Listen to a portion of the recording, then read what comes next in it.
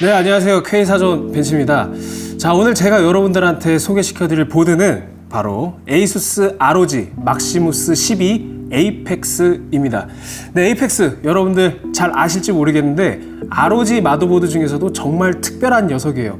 왜냐면 막시무스 시리즈에는 다양한 보드들이 있죠. 익스트림도 있고 포뮬라, 에이펙스, 히어로 이렇게 다양한 제품군이 있는데 물론 가격 그리고 구성만 따지자면 가장 비싸고 플래그십에 속하는 보드는 익스트림이 맞습니다. 하지만 에이펙스가 단순히 익스트림보다 가격이 낮다고 해서 단순히 하이 제품으로 볼 것이냐, 그렇게 보기에는 특별한 어떤 요소들이 많이 있는데요. 가장 첫 번째로 발견할 수 있는 거는 램 슬롯을 2개밖에 제공하지 않습니다. 당연히 하이엔드 보드면 램 슬롯이 많고 그리고 메모리 확장성도 뛰어나야 좋은 게 아닌가 라고 생각할 수 있지만 램 슬롯을 2개밖에 제공하지 않는 것은 분명한 이유가 있어요. 왜냐면 CPU 입장에서 메모리 컨트롤러를 통해서 램 슬롯을 관장해야 되는데 4개보다는 2개가 메모리 오버클럭에 훨씬 더 유리하기 때문이죠. 바로 거기서 에이펙스의 어떤 정체성이 드러나는데요. 에이펙스는 이렇게 구성이면 구성, 부품이면 부품 이런 것들을 모두 끝판왕을 지향하기보다는 좀 더 고급형 마더보드에서 오버클럭에 특화돼서, 즉 나는 오버클럭에 있어서는 최고를 지향한다, 이런 정체성을 가지고 태어난 보드가 바로 막시무스 12 에이펙스입니다. 네, 그래서 에이펙스에 대한 정체성 여러분들한테 잠깐 설명을 드렸으니까 사실 저희가 에이펙스가 과연 차별성이 있나? 이런 것도 좀 점검을 해 봐야 되기 때문에 내부적으로는 메모리 XMP 호환성 그리고 오버클럭까지 익스트림과 히어로를 대동해서 한번 검증을 해 봤어요. 그 결과는 잠시 후에 여러분들한테 공개해 드리도록 하고, 그 전까지는 하나하나 제가 에이펙스의 특징을 설명해 가면서 여러분들하고 에이펙스의 매력이 뭔지 또 어떤 특징이 있는지 밟아 나가 보도록 하겠습니다. 네, 이게 이제 패키지인데 사실 여러분들 제가 익스트림 할 때도 패키지 보여드렸지만은 어쨌든 에이펙스도 ROG 막시무스라는 어떤 프리미엄 라인에 똑같이 속하는 모델이잖아요. 그래서 어떤 제품 여하와는 상관없이 이렇게 컬러 컨셉이라든지 전반적인 패키지 디자인을 어떤 통일된 느낌으로 사용자한테 프리미엄 라인이다, ROG 라인이다, 이런 경험들을 동일하게 제공해 주는 게 아닌가 싶은 그런 디자인을 보여주고 있고요. 그래서 저번에 설명드린 대로 전반적인 컨셉은 동일해요. 여기 보시면 간략하게 모델명이 이렇게 표기가 되어 있고, 그 다음에 이렇게 박스 윗면에는 ROG 엠블럼이 이렇게 딱 자리 잡고 있죠. 이렇게 깔끔하게 빨간색 배경에 ROG 로고만 딱 있는 거 아주 좋습니다. 자, 그리고 패키지, 네, 이게 끝이에요. 바로 외형 보여드리도록 하겠습니다. 자, 이렇게 잘 보이시죠? 네, 막시무스 에이펙스의 외형이고요. 외형을 제가 간단하게 좀 추린다면 X-쉐입 PCB. 네, 에이펙스에서는 전통적으로 X-쉐입 PCB를 강조해 왔는데 한마디로 X자를 형성한 디자인을 마더보드에 녹였다, 이렇게 이해하시면 될 것 같고요. 그래서 방열판 모습도 이렇게 X자로 보이시죠? 네, 이렇게 좀 모습을 가지고 있습니다. 네, 그리고 액세서리는 에이펙스가 또 오버클럭 특화 보드지 않습니까? 그래서 익스트림에서는 ROG 드라이버도 주고 스티커도 주고 이렇게 되게 다양한 구성품이 있었는데 에이펙스는 안 그래요. 그냥 사타 케이블 이렇게 있고 와이파이 안테나, 그 다음에 요거는 그 ROG 딤.2 M.2, 네, 딤.2 방식의 M.2 슬롯 이렇게 제공하고 있고, 그 다음에 이거 매뉴얼이네. 이렇게 매뉴얼 박스 이렇게 제공하고 있습니다. 자, 그래서 매뉴얼 같은 경우에는 ROG 엠블럼 깔끔하게 적용되어 있고, 안에 이렇게 싹 이렇게 드라이버 CD, 이건 뭐지? 이거 뭐지? 컵받침인가요? 네? 그게 뭐예요? 컵받침? 컵받침을 코스터라고 하나요? 네, 코스터라고 합니다. ROG 엠블럼 컵받침 괜찮은 것 같아요. 근데 이거 측면이 종이라서 이거 물 많이 흘리면 쭈그러지겠는데? 이거 재질 좀 아쉬운데요. 자, 그리고 기본적인 스티커는 있네요. 네, 제가 칭찬을 마다하지 않았던 아주 디지털 감성을 자랑하는 ROG 엠블럼이 새겨진 스티커 제공하고, 마더보드 있고요. 마더보드 매뉴얼. 그다음에 이건 뭐야? Thank you for purchasing this ROG product. 사줘서 고맙다. 감사 문구가 이렇게 있습니다. 고마워야죠.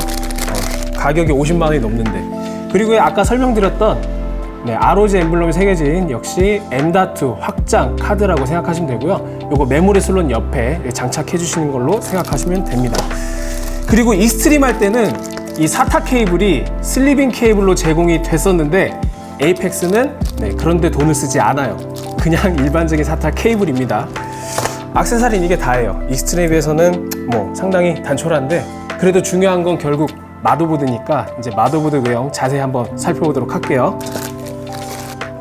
자, 이게 바로 에이펙스의 레이아웃입니다. 먼저 익스트림과 다른 점은 여기 보시면 나사 홀이 있잖아요.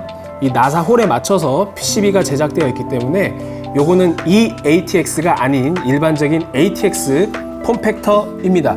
사실 에이펙스가 그동안 항상 ATX 폼팩터를 가졌던 것은 아니고 그 막시무스 9 시절에는 X-쉐입 PCB 제가 아까 말씀드렸죠. 이 PCB 형태 자체를 X자로 이렇게 만들다 보니까 사실 X자로 만들면 이쪽 부분은 이렇게 안쪽으로 들어가야 되거든요. 그래서 부족한 PCB 면적을 확장하느라고 그때는 익스텐디드 ATX였어요. 하지만 그런 X-쉐입을 고수하면서까지 확장성을 표기하나? 라는 불합리성을 에이수스가 좀 이해를 했는지 이 X-쉐입을 유지하면서도 ATX 폼팩터에 이렇게 잘 배치를 한 모습이고요. 제일 인상적인 부분은 바로 히트싱크라고 볼 수 있어요. 여기 보시면 이쪽이 바로 전원부의 주요 컴포넌트가 위치하는 그런 섹션인데 여기에 히트싱크가 배치되어 있고 가장 많은 열을 발산하는 이 부분이 여기뿐만 아니라 이 IO 실드 부분까지 금속으로 처리되어 있습니다. 이게 단순히 금속 처리된 IO 실드가 따로 존재한다 라는 개념이 아니고 이 부분에 있는 히트싱크와 IO 실드가 하나의 부품이에요. 즉 여기까지가 그냥 다 히트싱크라고 생각하시면 됩니다.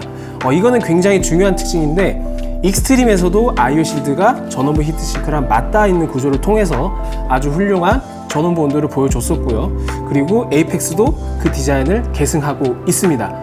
그런데 히어로는 제가 좀 확인을 해보니까 전원부 히트싱크가 여기에서 끊기고 히어로는 이 부분이 플라스틱으로 되어 있어요. 이게 왜 중요하냐면 플라스틱은 이런 알루미늄 히트싱크에 비해서 열전도율이 상당히 떨어지기 때문에 발열 해소 측면에서는 당연히 이런 통짜 구성이 유리할 수밖에 없겠죠. 그리고 전반적으로 에이펙스가 기존의 막시무스 9, 10에 비해서는 화려함을 좀 벗은 느낌? 그러니까 예전에는 LED도 굉장히 많았고 여기 실딩 처리되는 부분도 굉장히 많았거든요. 근데 이번 세대에 와서는 조금 여기가 허전하지 않나 그런 아쉬움은 좀 들고요. 다만 이 ROG 엠블럼이 하단에 위치하고 있기 때문에 그 그래픽 카드를 장착했을 때 ROG 엠블럼을 가리지 않고 이렇게 잘 점등되는 모습은 그런 배치는 아주 좋았어요. 그리고 많은 분들이 지목하고 계시는 이 논란의 SATA 케이블. 이게 X자 쉐입을 그대로 통일된 디자인을 계승하기 위해서인지 이 SATA 포트가 이렇게 휘었어요. V자 형태로. 이 V자 형태로 휜 거는 이 X자 형태의 칩셋 방열판과 똑같이 라인을 맞추고자 이렇게 제작된 것 같은데 여러분들 이거 어떻게 생각하세요? 그래서 이걸 보고 아니 저러면 SATA 케이블을 잘 연결할 수가 있나 겹쳐서? 그래서 저희가 직접 SATA 케이블을 하나하나 다 꽉 채서 연결을 해봤는데 교차하는 형태로 연결하면은 연결 그 자체는 전혀 문제가 없습니다. 근데 미관적으로 저는 좀 정돈된 것을 선호하기 때문에 요거는 X-쉐입을 무리하게 좀 고수하다가 내놓은 어떤 실책이 아닐까? 라는 생각이 들어서 딱히 이런 형태의 디자인에 저는 당위성이나 명분이 좀 약하지 않나 그런 생각은 듭니다. 물론 이렇게 안쪽으로 들어감으로 해서 이 케이블이 꺾이는 부분이 PCB 안쪽으로 들어갈 수 있기 때문에 사실 대부분의 마더보드는 이 SATA 포트가 이 PCB 가장자리에 맞춰서 나오잖아요. 그러면 케이블도 PCB 바깥쪽에서 휠 수밖에 없는데 이 에이펙스는 이 PCB 부분 요거를 떼낼 수가 있거든요. 이 부분으로 이렇게 좀 공간 활용을 할 수 있다는 측면은 좋으나 이 꼬여 있는 케이블이 조금 스트레스를 유발하진 않을까, 네, 그런 생각이 있습니다. 네, 그리고 이 오버클럭 특화 마더보드여서 그런진 몰라도 PCB 뒷면이 휑해요. 네, 휑합니다. 그냥 아무것도 없어요. 물론 어설프게 이렇게 플레이트를 다는 것보다는, 왜냐하면 플레이트도 사실 열전도율이 굉장히 좋은 금속을 써야 이렇게 플레이트로서의 역할을 함과 동시에 어떤 발열 해소하는 그런 역할도 겸할 수가 있는데, 사실 그 부분을 뭐 플라스틱 재질이란지 그런 걸로 하면은 이 발열이 PCB 공간 안에 갇히기 때문에 좋은 구조는 아닙니다. 그래서 아마 플레이트에 그렇게 열전도까지 고려해서 비용을 투자하기보다는 그냥 베끼자. 네, 그리고 아이오 실드에 아이오 포트가 어떻게 구성되어 있는지 좀 말씀을 드릴게요. 이것 역시 에이펙스의 어떤 정체성을 유감없이 보여주고 있는데, 익스트림에서는 이 오디오 포트가 다 금장 처리되어 있고, 이 색깔을 통해서 포트가 어떤 역할을 하는지 그 구분해주는 방식을 각기 다른 색의 LED를 쏴주는 걸로 이렇게 해결했어요. 굉장히 고급스럽지만 돈이 많이 드는 방식이죠. 근데 에이펙스는 그런 거 안 하고 그냥 일반적인 형태의 오디오 포트부를 이렇게 탑재했고요. 그 다음에 와이파이 모듈 있고, 그 다음에 USB 이렇게 존재하고요. 그 다음에 바이오스 플래시 USB 포트가 또 따로 존재합니다. 그리고 여기에 스위치에는 요거 동그라미 보이시죠? 동그라미 형태로 화살표, 요거는 시모스 클리어. 오버클럭 좋아하시는 분들은 이 시모스 클리어 버튼 많이 누르실 거예요. 이 PS2 포트를 2개나 제공합니다. 네, 바로 오버클럭 때문인데요. 이 오버클럭 좋아하시는 분들은 이 USB 포트에 많은 장치들이 달리는 게 사실은 오버클럭 실패에 의한 하나의 변인이 될 수가 있어요. 그래서 실제로 저희 K사전이 이제 예전에 라르가자님 모시고 오버클럭을 진행할 때도 라르가자님도 이 PS2 포트로 입력 장치를 활용하셨다고 하더라고요.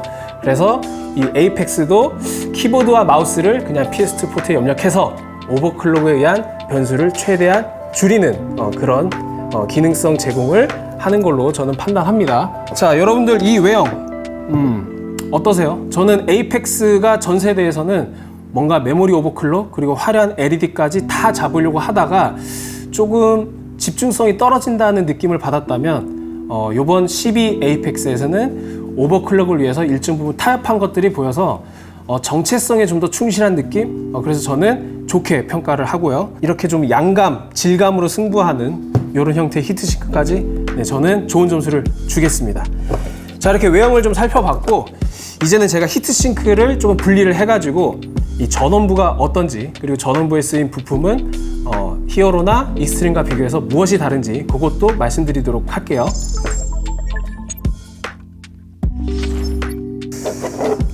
자, 제가 방금 전원부, 네, 히트싱크를 제거를 했는데요.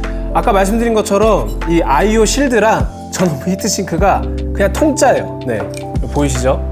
이렇게 하나로 다 연결이 되어 있고, 이 디귿자 형태의 전원부 히트싱크도 히트 파이프를 통해서 모두 연결이 되어 있습니다. 그리고 이제 서멀 패드랑 접촉되는 면적도 이 모스펫과 초크가 모두 접촉될 수 있게끔 설계가 되어 있고요. 이 칩셋 히트싱크까지 하나로 연결되어 있지만 중간에 나사로 분리할 수도 있어요. 그리고 전원부, 네, 이게 바로 에이펙스의 전원부입니다. 에이펙스는 막시무스 익스트림이랑 동일하게 16페이지 전원부예요. 물론 리얼 페이지는 아니고 그 에이수스 마더보드가 공통적으로 사용하는 방식인 듀얼 아웃풋 방식입니다. 그래서 PWM 컨트롤러는 인피니언의 IR35201을 사용하고, 그 다음에 모스펫이 익스트림이랑 달라요. 익스트림은 90A, 즉 90A 출력을 페이지당 90A 출력을 담당할 수 있는 인피니언의 TDA 21490을 탑재했다면, 이 에이펙스는 TDA 21472입니다. 그래서 70A예요. 그래서 CPU가 종합적으로 출력을 할 수 있는 어떤 양은 익스트림보다는 좀 낮지만, 이 16페이지 규모의 70A로도 일반적인 오버클럭뿐만 아니고 극한의 오버클럭에도 큰 무리는 없다. 저는 그렇게 판단을 하고요. 그래서 사실 90A까지는 좀 오버스펙이 아닌가 그럴 정도로 뭐 기가바이트 Z40 익스트림이나 에이수스 익스트림은 모두 90A를 탑재하고 있어요.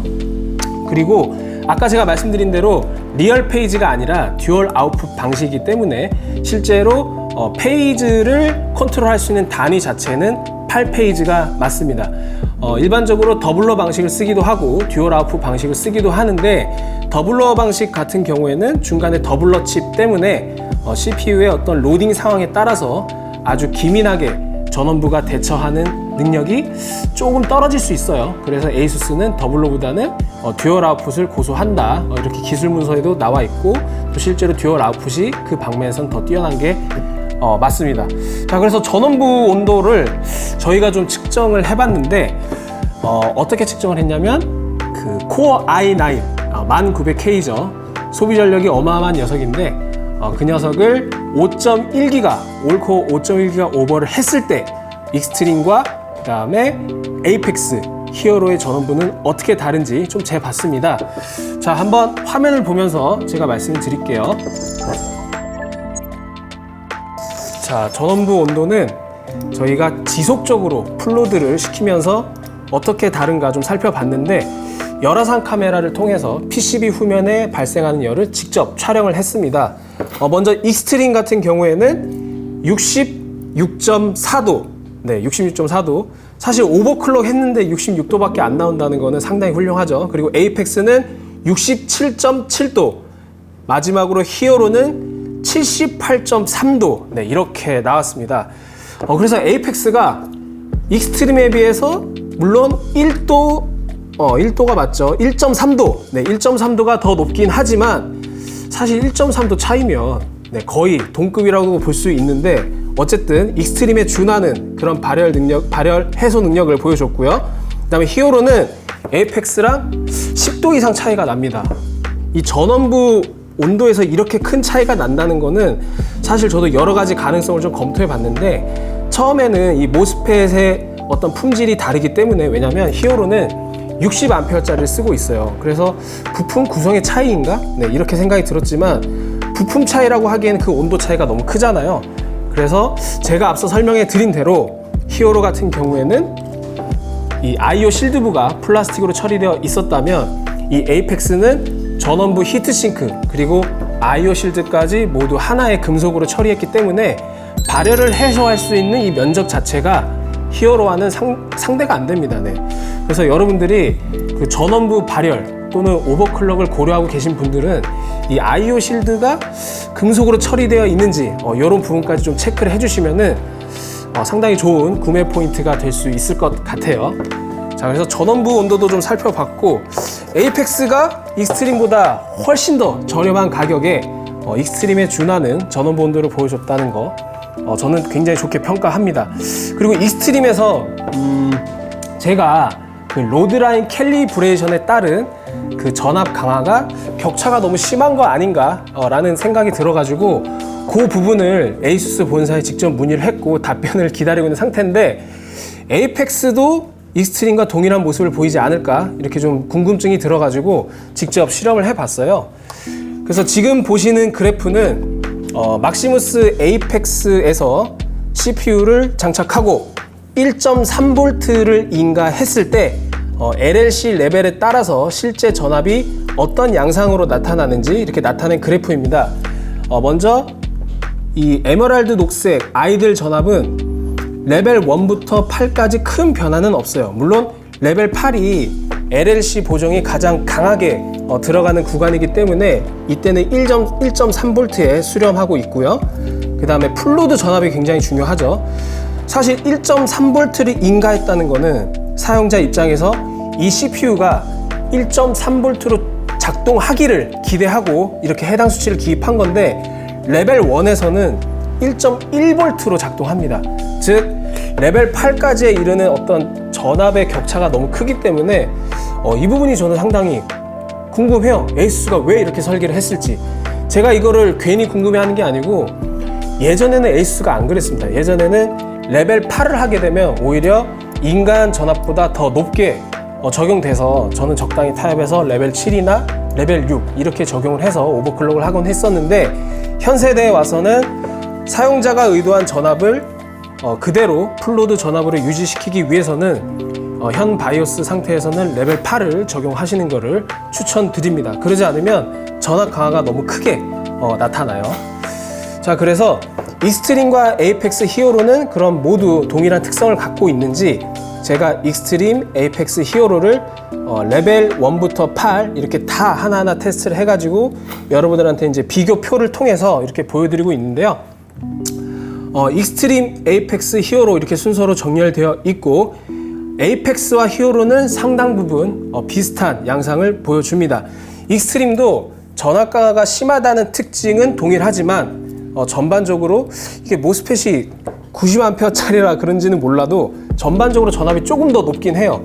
그래서 익스트림이 전반적으로 전압은 높지만 에이펙스와 히어로는 비슷하다. 이렇게 정리를 할 수 있을 것 같습니다.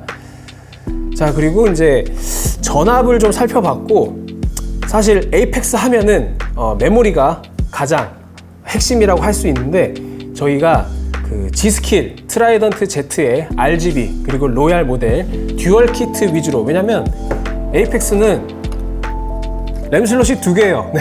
애초에 쿼드 키트를 사용할 수 없기 때문에 듀얼 키트 위주로 이렇게 좀 추려가지고 호환성이 어떻게 되는지 익스트림이랑 히어로를 좀 비교해 봤습니다. 자, 표 보이시나요? 지금 위에서부터 차례로 4000메가짜리 4000MHz CL19, 그 다음에 4600, 4400, 4166, 그 다음에 4000의 CL17, 네, 이렇게 쭉 정렬이 되어 있어요. 익스트림에서는 듀얼 키트 통과율이 100%였습니다. 그런데 에이펙스는 하나가 탈락했고요. 히어로는 2개가 탈락했습니다. 그래서 이 결과를 보고 조금 의아했어요. 왜냐면 에이펙스 하면은 이 메모리 오버클럭에 있어서는 상당한 명성을 가지고 있는데 익스트림에서 통과한 게 에이펙스에서 통과가 안 된다? 살짝 실망을 했습니다. 네, 그래서 XMP 메모리 호환성은 익스트림에 비해서는 좀 떨어졌지만 그래도 하나 궁금증이 들었어요. 저희가 XMP 메모리 가진 것 중에 가장 높은 클럭을 가지고 있는 이 4600, 네, 4600도 상당히 높은 클럭이긴 한데 에이펙스라면 이거보다 더 높은 클럭도 얼마든지 되지 않을까? 라는 의문에서 조금 실험을 해봤는데 먼저 익스트림의 경우에는 4700MHz를 넣으면, 물론 저희가 전압도 좀 높게 조정했습니다. 4700을 넣으면 부팅은 되는데 TM5에서 오류를 무지막지하게 막 뿜어내요. 근데 에이펙스 4700 그냥 들어가고요. 그 다음에 TM5에서도 아무런 오류가 없이 이렇게 정상적인 통과를 보였습니다. 그리고 마지막으로 히어로는 그냥 4700 먹으면은 보드가 정신을 못 차려요. 그냥 계속 재부팅 되고 그 다음에 바이오스 디폴트 되고 그래서 히어로는 안 되는구나, 이렇게 좀 포기를 했고요. 그래서 저희가 메모리 오버클럭 능력도 확실히 에이펙스가 그동안의 명성이 헛된 게 아니구나, 이런 걸 다시 한번 확인할 수 있었습니다.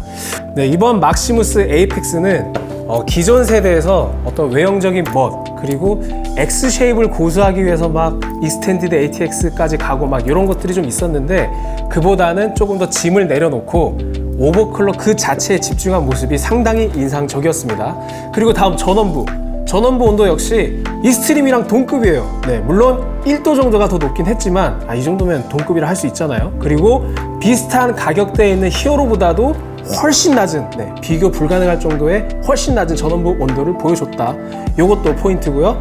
에이펙스가 기존 세대에 비해서 이렇게 외형적인 멋을 걷어내면서 히어로랑 별 차이가 없는 가격대에 포진할 수 있었던 점, 이거는 에이수스 본사에서 에이펙스의 정체성을 이 오버클럭 하나에 집중하고 제대로 밀고 나가겠다는 의지가 아닌가, 저는 그렇게 생각하고요. 실제로 테스트 결과에서도 그 의지를 입증하는 데 저는 성공했다고 봅니다. 그래서 여러분들 CPU 오버클럭 그리고 메모리 오버클럭 좋아하시는 분들은 굳이 엄청나게 비싼 익스트림까지 가지 않으셔도 오히려 에이펙스가 더 낮은 가격에 더 높은 만족도를 보여줄 것이라고 저는 생각합니다. 네, 이렇게 에이펙스의 정체성을 저는 좀 정리해 볼 수 있을 것 같고요.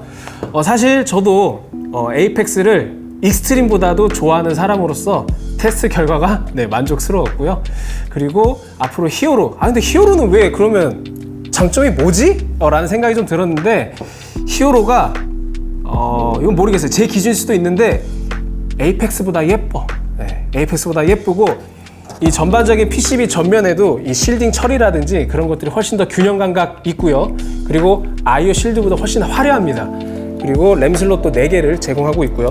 이렇게 방향성을 좀 다르게 가져간다는 측면에서 뭐 히어로는 가치가 있을 것 같긴 한데 에이펙스랑 비슷한 가격이다? 이건 저는 납득 못할 것 같습니다. 네, 이상으로 K사전 벤츠였고요. 다음 콘텐츠에서 또 재밌는 실험과 내용으로 여러분들한테 찾아뵙도록 하겠습니다. 안녕!